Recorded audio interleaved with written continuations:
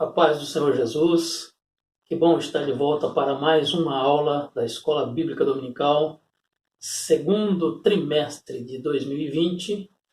Hoje estudarmos a lição de número 6, que tem por título A Condição dos Gentios sem Deus. Oremos ao Senhor.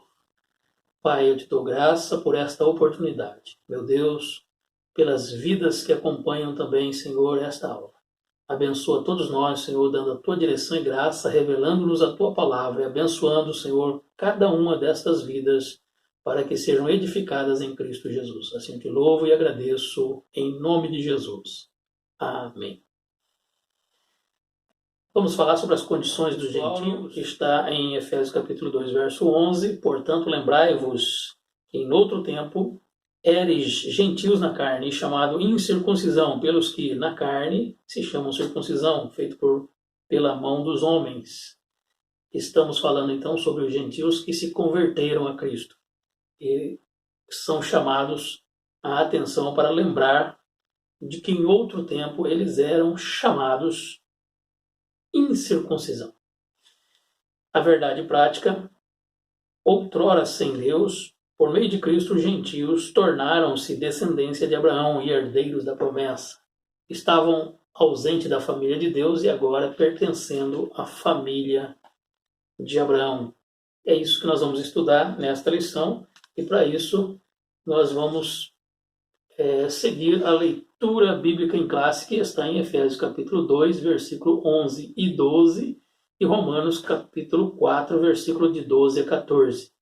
Ao estudarmos a condição dos gentios sem Deus, nós precisamos conhecer alguns termos. Por exemplo, os gentios são aqueles que não são judeus, né? Bem simples assim. E circuncisão, se referindo a Gênesis capítulo 17, podemos ler a partir do verso 8 ao 14, onde foi instituída a circuncisão. Todos aqueles que foram circuncidados, eles estavam com um compromisso com Deus, feita a aliança, o pacto abraâmico. E todos os gentios não participavam deste pacto, e por isso eram chamados de incircuncisos. Aí nós lembramos, por exemplo, de quando Davi vai enfrentar Golias, 1 Samuel capítulo 17, verso 26 e também o verso 36, ele repete a palavra incircunciso, este incircunciso afrontando o exército do Deus vivo. Ele estava dizendo, essa pessoa não tem pacto com Deus, não pertence à família de Deus, é um inimigo e ele está afrontando o exército do Deus vivo. Os judeus que pertenciam a este pacto abraâmico faziam uma questão de diferenciar entre eles e os gentios. E isso nós vemos também claramente em Atos, capítulo de número 11, versículo 3, quando Pedro foi questionado. Você esteve com os gentios? Você comeu com eles? Não era permitido sequer comer com os gentios. Isso seria uma reprovação, uma humilhação para os judeus. E eu trazendo para nossos dias, eu quero que os irmãos vejam uma aplicação nossa. Não se pode fazer diferença entre uma pessoa ou outra. Todas foram sentenciadas e colocadas debaixo de uma mesma condenação.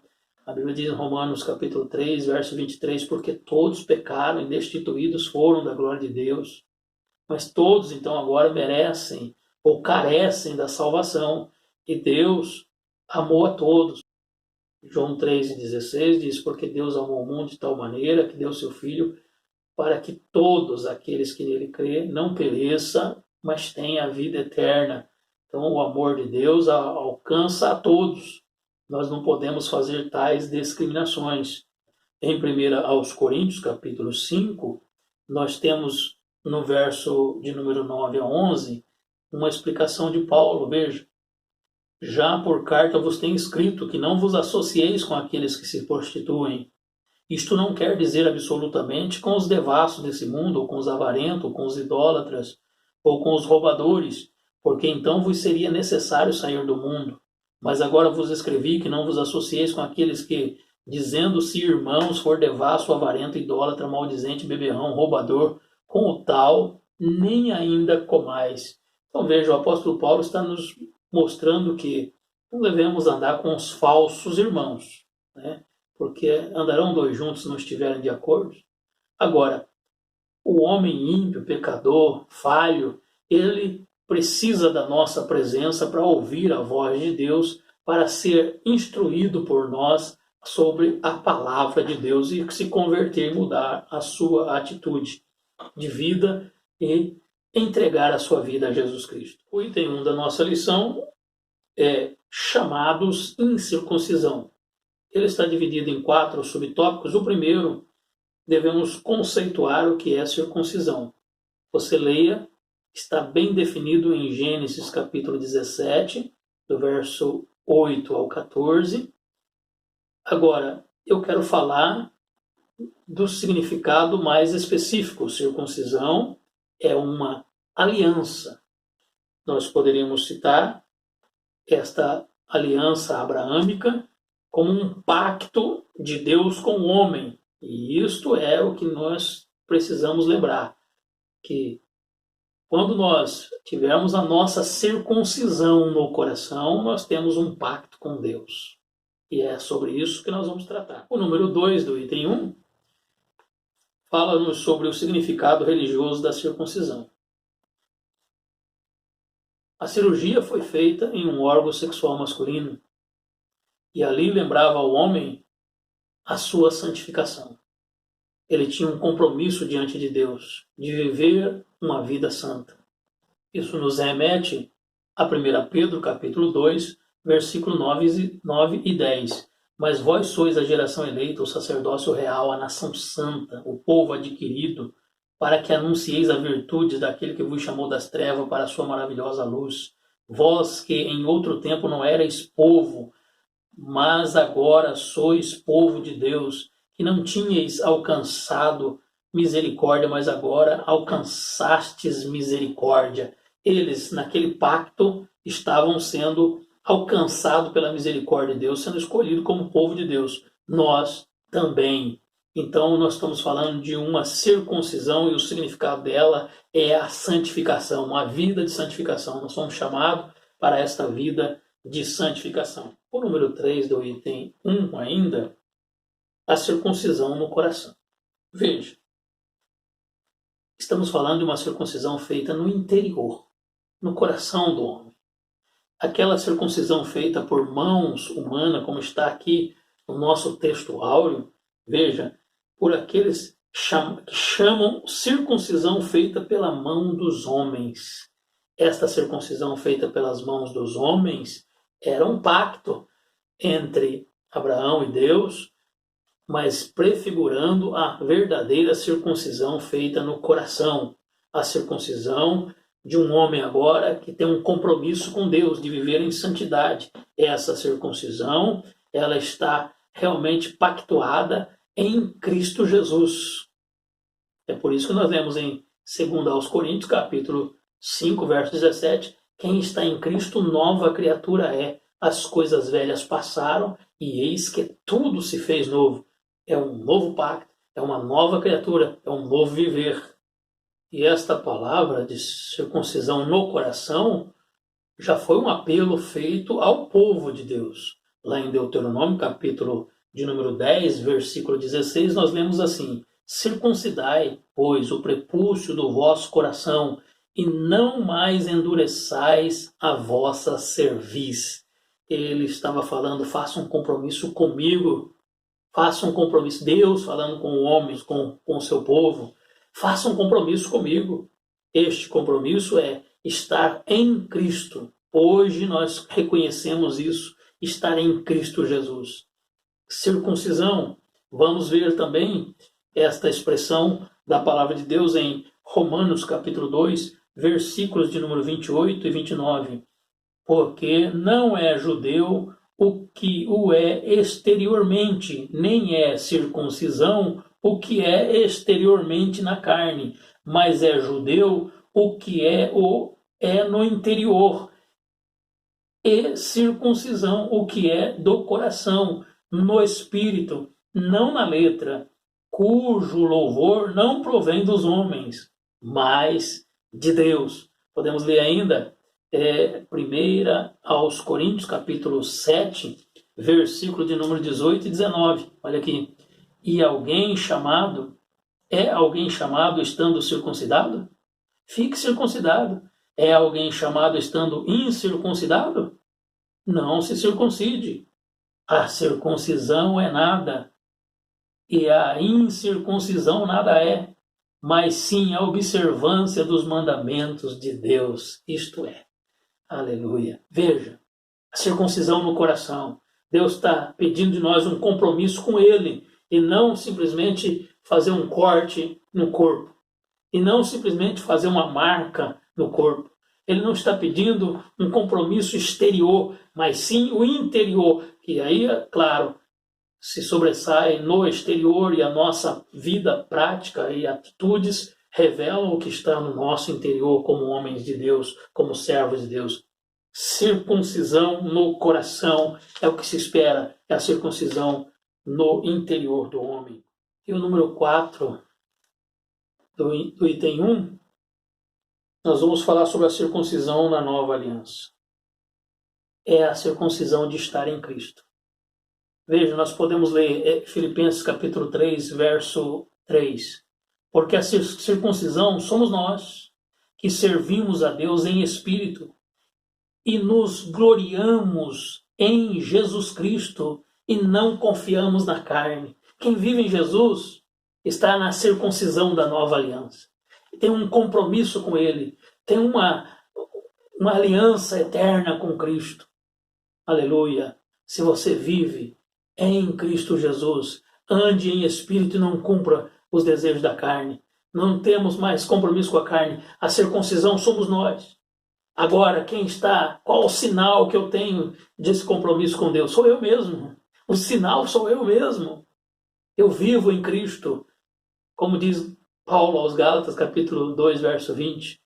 Vivo, não mais eu, mas Cristo vive em mim. Esta é a expressão exata da circuncisão. Vamos ler também Colossenses, capítulo de número 2. Vou ler do verso 10 ao 15. É longo, mas fica bem claro para que compreendamos esta circuncisão em Cristo Jesus, na nova aliança. E estáis perfeito nele, que é a cabeça de todo principado e potestades, na qual também estáis circuncidados com a circuncisão não feita por mãos, no despojo do corpo da carne, a circuncisão de Cristo, sepultados com ele no batismo, nele também ressuscitaste pela fé, no poder de Deus, que o ressuscitou dos mortos. E quando vós estáveis mortos nos pecados e na incircuncisão da vossa carne, vos vivificou juntamente com ele, perdoando-vos todas as ofensas, havendo riscado a cédula que era contra nós nas suas ordenanças, a qual de alguma maneira nos era contrária, e a tirou do meio de nós, cravando-a na cruz. E despojando os principados e potestades, os expôs publicamente e deles triunfou em si mesmo na cruz. Aleluia! Esta é a circuncisão. O sacrifício foi feito em Cristo. Ele sofreu por nós. Ele pagou por nós e hoje nós vivemos esta liberdade. Hoje nós vivemos esta verdadeira circuncisão e mostramos que nós temos um pacto com o Senhor. Vivemos uma nova aliança. Um sangue inocente foi derramado e nós vivemos a vida fiel em Cristo Jesus. Que sejamos assim, possamos anunciar e viver sempre a vida em Cristo Jesus como Ele nos recomenda. Aleluia. O item 2 da nossa lição vai tratar sobre o tema estranhos ao concerto da promessa. Nosso textuário já nos alertou sobre isso, quando disse: portanto, lembrai-vos de que vós, no outro tempo, erais gentios na carne.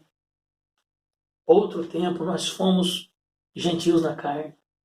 Hoje, nós somos circuncidados no coração. Item 2, então, número 1, uma vida sem Cristo. Quantas pessoas vivem sem Cristo? Eu quero que você olhe na sua Bíblia que contraste o versículo de número 12 com o versículo de número 13 de Efésios 2. Efésios 2, verso 12 diz que naquele tempo estáveis sem Cristo. Agora o versículo 12 diz, mas agora, em Cristo Jesus. Aleluia! Nós estávamos sem Cristo. E sem Cristo, nós estávamos separados da comunidade de Israel, alienados aos pactos da aliança, da promessa. Nós estávamos sem esperança e estávamos sem Deus no mundo. Agora em Cristo a nossa vida mudou. Agora em Cristo, pelo sangue, agora nós temos acesso ao Pai.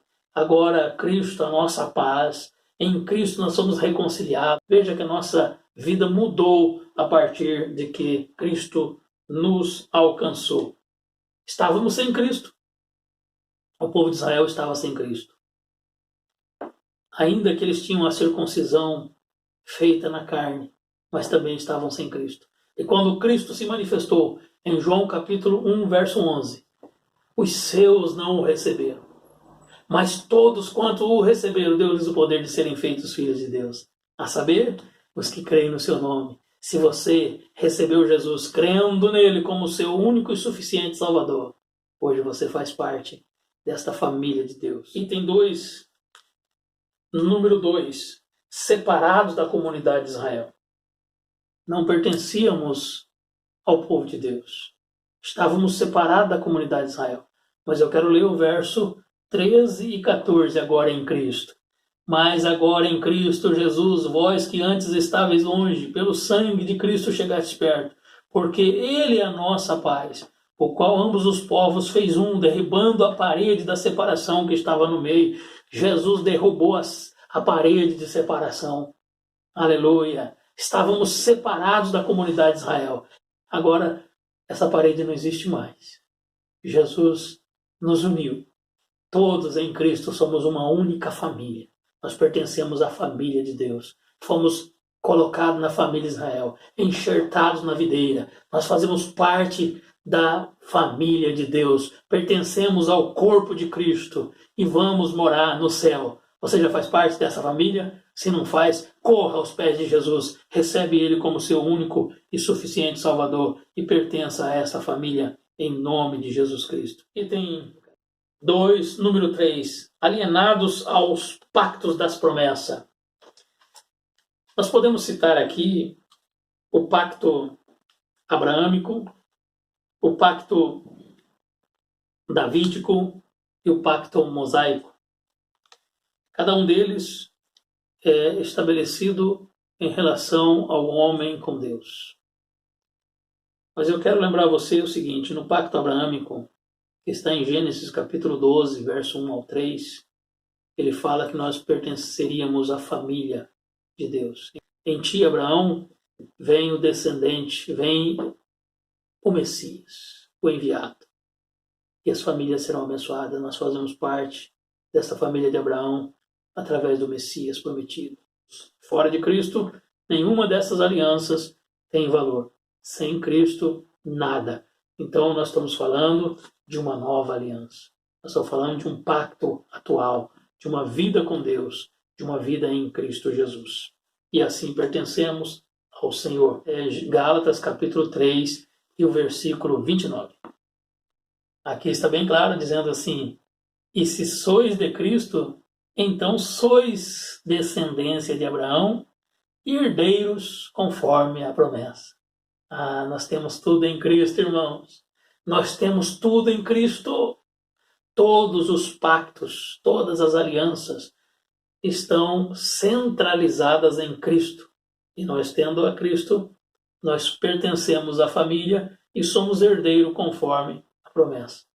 Todas as promessas de Deus se cumprirão em Cristo Jesus nas nossas vidas. O item 3 da nossa lição vai falar sobre que nós estávamos sem esperança e sem Deus, mas agora em Cristo tudo mudou.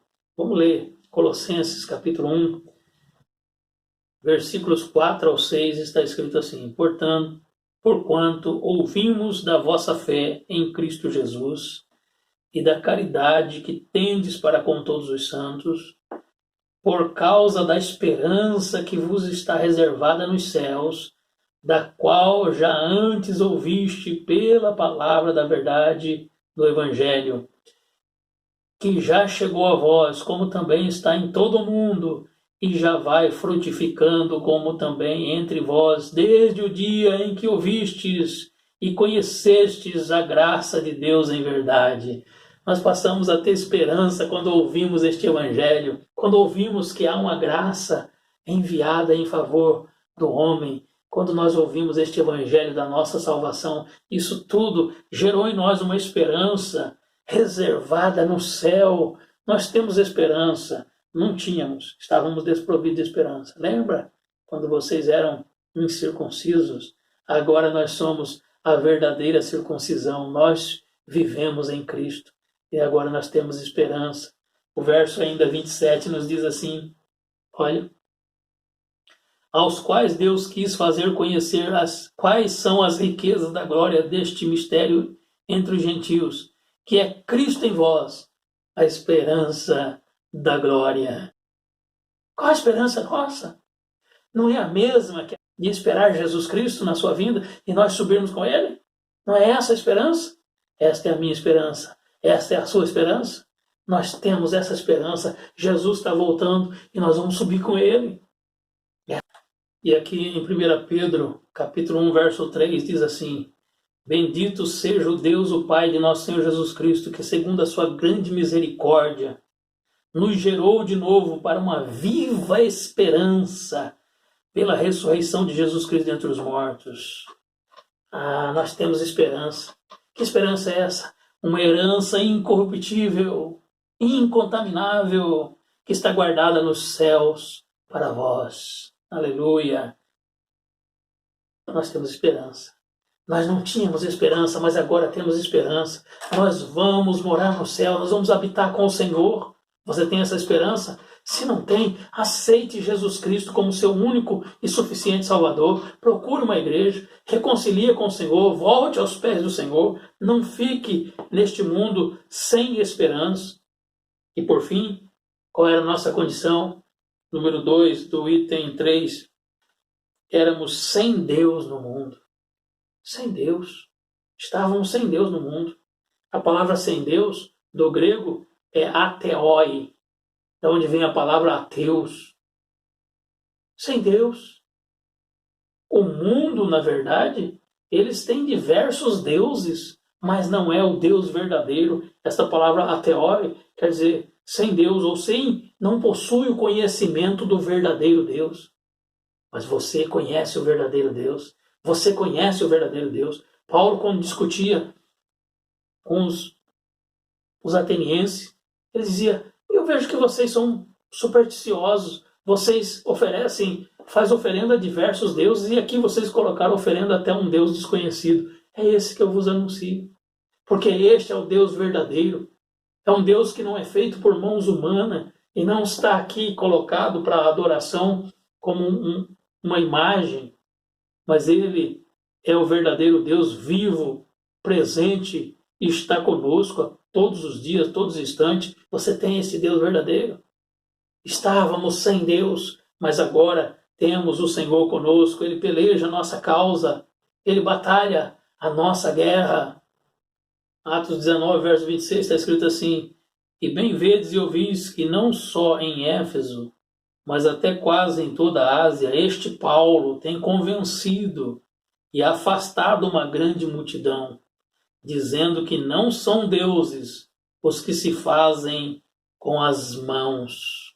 Só existe um Deus verdadeiro. Esse Deus verdadeiro não é feito por mãos humanas, não se faz a imagem dele. Não, esse Deus verdadeiro habita em nós, mora em nossas vidas, está presente conosco, é o nosso guia, ele nos sustenta, ele nos carrega. Esse Deus é um Deus que está presente conosco, é vivo e verdadeiro. Eu quero finalizar com um versículo, Filipenses 3:3. Somos a circuncisão. Quem está em Cristo, não importa circuncisão ou incircuncisão. questão feita na carne, na aparência.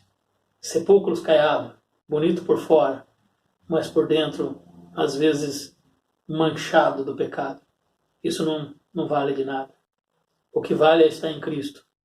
Eu concito a você, que ainda não tem Jesus, a receber Ele em sua vida, porque aí sim você terá o melhor conserto, a nova aliança. Você estará compromissado, aliançado com Deus, Jesus Cristo, que veio, morreu na cruz, pagou as nossas culpas, fez uma aliança conosco.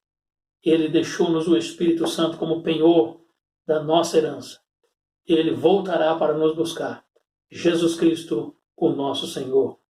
Jesus Cristo, o nosso Salvador. Receba Jesus em sua vida. Que Deus os abençoe em Cristo. Amém.